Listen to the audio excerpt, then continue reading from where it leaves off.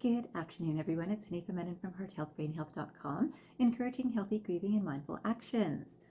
Today, my morning contemplation time has been all about the words sight and vision. And I'm sure we've all heard and used these words quite regularly. And we'll use them slightly differently, right? So we can say, oh, that person's got really good sight for things. So maybe they've got sight for sales, or maybe they've got sight for a beautiful home, or maybe they've got sight for beautiful cars or a deal, right? So some people have the sight for these things. And then sometimes we'll say that person's really got vision. That's really good vision. And we mean slightly different things, even though we're talking about the eyes, right? But today I thought I'd talk about that a little bit, and I came across a few quotes that I'd love to share with you. This first one is actually it's actually on a website that I came across, which was called Daily Om, and it's got some great quotations, and this one doesn't have an actual author, but I thought I'd share it with you because it was so fitting. This quotation says, "Sight is the ability to see the physical world, while vision is the gift of seeing beyond it." Isn't that lovely? Sight is the ability to see the physical world, while vision is the gift of seeing beyond it. And I think this would be very fitting for what I have been contemplating this morning because, as you know, I work a lot with emotional health and, of course, spiritual direction. And vision certainly applies to both learning the depth of grief experience or, excuse me, learning the depth of a spiritual experience. And it's so interesting that I find vision is so much deeper, right? So you'll notice I use the word depth, right? So not a lot of people would say that there's depth in seeing a good deal. It's a pretty superficial awareness, yet some people do actually have the sight for it, right?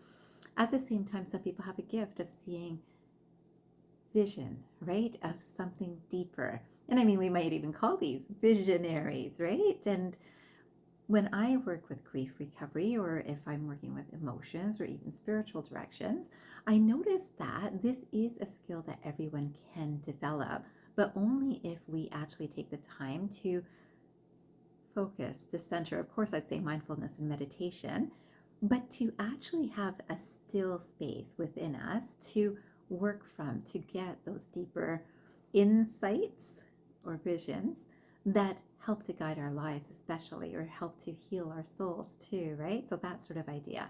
And I was thinking about how one of the things that I focus on a lot these days is about this idea of compassion. And we all have compassion, and yet we can see different people that have different levels of compassion, right? So you might have been in an experience, and I suspect we all have, where you might say, wow, why do they think that way? Did you hear what they said? They think so different, right? And maybe it's not so compassionate. So that's this feeling of how come they didn't even think that saying this to that person wouldn't hurt them? Couldn't they realize that? And then why did they say those things, which are also not compassionate? And then perhaps sometimes we see things that are actions that are not compassionate. We can see violence or crime, and it's not with compassion that we feel that how is a person doing something like that when there's no compassion behind it. And I know that there's lots of these examples that we see regularly on the news, if you watch the news, but we know about them, right? So this experience was something that I was thinking about this morning, that different people, their thoughts are different, their vision and their sight is different, their words are different, their actions are different. And when I thought about this, wouldn't you know, I came across this great quote by Thich Nhat Hanh today too. So this quotation says, "Those who are without compassion cannot see what is seen with the eyes of compassion." Those who are without compassion cannot see what is seen with the eyes of compassion. So this is so true. And so I hope that if you have the eyes of compassion, use them, because some people do not have this gift, do not have this ability, have not worked on it. And maybe you have some compassion and maybe you can have more. And this is certainly something that I love to do, is try to increase the good that is within me. So the vision that I might have, the vision of myself as being compassionate, requires that I spend a little bit more time in what I think, what I speak, what I do, from that perspective of compassion, right? So, of course, you can too.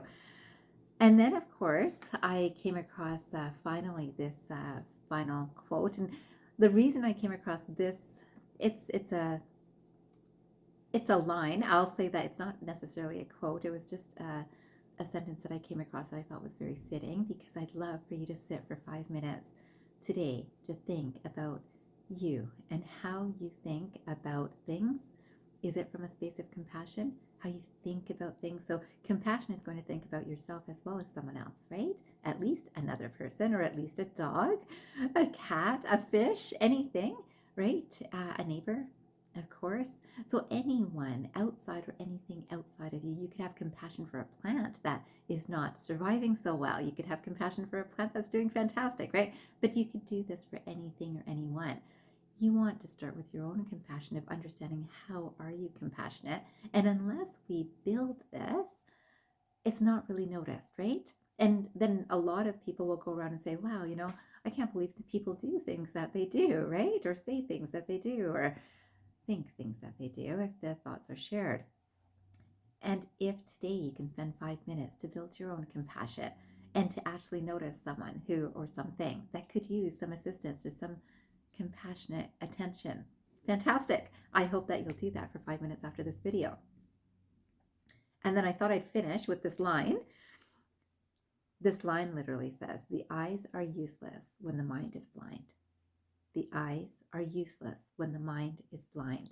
And so you can see that when sometimes people are seeing things that are really not good, and it doesn't matter, right? So how many movies are out there that show violence? How many game shows are there? Game shows, I mean, I'm going to say video games. I understand there's loads of video games. I'm not watching them, but I've heard about them. I've read about them. And when I see what is being done in these video games and what people are getting points for, I don't think it comes from a place of compassion to have created that in the first place, nor people who are participating. There's a lot of people who participate in these sorts of things. So whether it's movies, whether it's shows, whether it's conversation, where there isn't a conscious awareness of, there's no compassion in this. So today, I would love for you to be mindful for at least 5 minutes after this video. Of course, I hope that you are bringing a good vision to your awareness of compassion that you can build up for yourself and the world around us by how you think, how you speak, and how you act. I wish you a fabulous Friday ahead, and I hope you know I am compassionate to what you are going through today. Have a beautiful day ahead, and I hope you remember, transform your mind and transform your life. Have a great day, everyone.